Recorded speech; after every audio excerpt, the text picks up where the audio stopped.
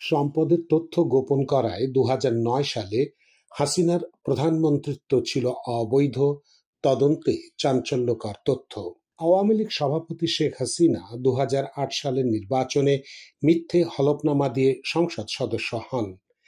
দাখিল করা সম্পদ বিবরণীতে তিনি সম্পদের তথ্য গোপন করেন। ফলে গণপ্রতিনিধিত্ব আদেশ ১৯৭২ অনুযায়ী নির্বাচনের প্রার্থী হিসেবে তিনি অযোগ্য ছিলেন।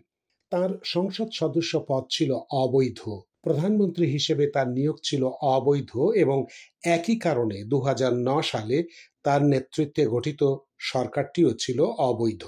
দুর্নীতি দমন কমিশন দুদকের ব্যাপক তদন্তে চাঞ্চল্যকর তথ্য উদ্ঘাটিত হয়েছে।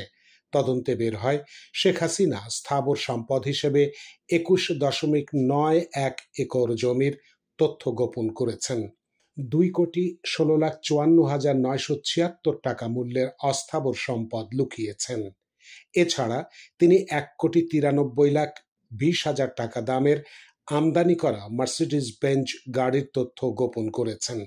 বেনামে গাড়িটি ক্রয়ে তিনি জালিয়াতি ও প্রতারণার আশ্রয় নিয়ে আইন লঙ্ঘন করেছেন।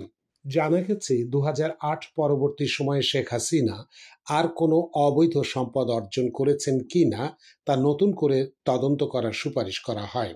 বেনামে শুল্কমুক্ত গাড়ি কেনার কেলেঙ্কারির জন্য সংশ্লিষ্ট আইনে ব্যবস্থা গ্রহণের সুপারিশ করা হয়েছে।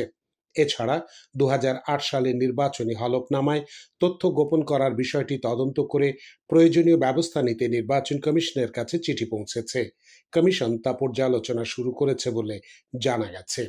আরও জানা গেছে ২০০৮ সালের নির্বাচনী হলফনামা ছাড়াও ২০১৪, ২০১৮ এবং ২০২৪ সালের হলফনামায় দেওয়া শেখ হাসিনার সম্পদ বিবরণী তদন্তেরও সিদ্ধান্ত হয়েছে।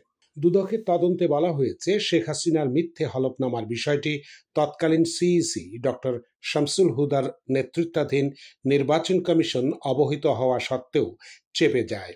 তৎকালীন দুদক চেয়ারম্যান লেফটেন্যান্ট জেনারেল অবসরপ্রাপ্ত হাসান মাসুদ চৌধুরীও এ ঘটনা জানতেন। দুদকে ফাইলটি তখন ক্লোজ করা হয়। সাধারণ নির্বাচনে প্রার্থিতার পূর্ব শর্ত হল হলফনামার মাধ্যমে দাখিল করা সম্পদ বিবরণী। এতে পরিসম্পদ ও দায় উভয়ই যথাযথভাবে লিপিবদ্ধ হতে হয়। নির্বাচন আইন বা গণপ্রতিনিধিত্ব আদেশ ১৯৭২ অনুযায়ী সঙ্গত কারণে হলফনামায় মিথ্যাচারে প্রার্থিতা বাতিল হয়ে যায়।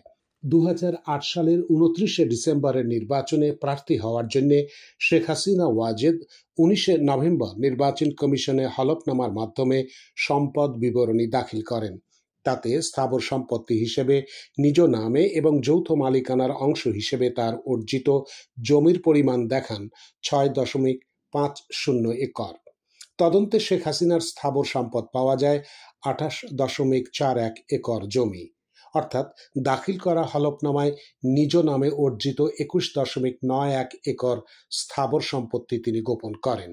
২০০৭ সালের ৩০শে জুন সময়কালে আয়কর নথিতে দেখানো রিটার্ন অনুযায়ী স্থাবর ও অস্থাবর সম্পদের মূল্য দেখান ৩,৩৫,২১,১৮৮ টাকা, কিন্তু তদন্তে তাঁর ৫,৫১,৭৬,১৬৪ টাকার সম্পদ পাওয়া গেছে।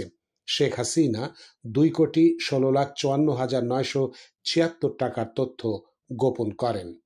চেয়ারম্যান ডক্টর আব্দুল মোমেনের কাছে মিথ্যে হলফনামা ও সম্পদ গোপন এবং দুদকের তদন্ত সম্পর্কে বলেন, কমিশনের সত্যনিষ্ঠ অনুসন্ধানে প্রমাণ হয়েছে ২০০৮ সালের ২৯শে ডিসেম্বর অনুষ্ঠিত সাধারণ নির্বাচনে শেখ হাসিনা হলফ করে নির্বাচন কমিশনে যে সম্পদ বিবরণী দাখিল করেন তা যথার্থ ছিল না।